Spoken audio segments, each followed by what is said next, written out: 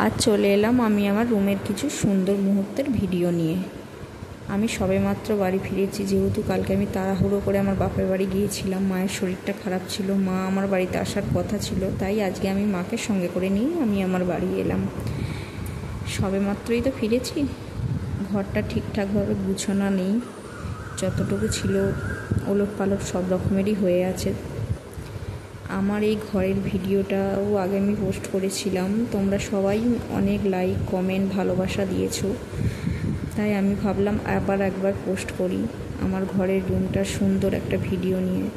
ঠিকঠাকভাবে গোছানো নেই, ঘরটা অগোছালোই হয়ে আছে, কেউ কিছু মনে করো না। যেহেতু হঠাৎ করেই গেছিলাম, আজকে বাড়ি ফিরেছি তো সময় পাইনি, এসেই সঙ্গে সঙ্গে বাড়িতে কাজ ছিল, রান্না বান্না, যেহেতু মা এসছে তোড়জোড় করছিলাম, ওই জন্য ঠিকঠাকভাবে ঘরটা গোছানোর সময় পাইনি। একটুখানি সময় পেয়েছি, তাই তোমাদের সঙ্গে আমার রুমটা একটু শেয়ার করলাম।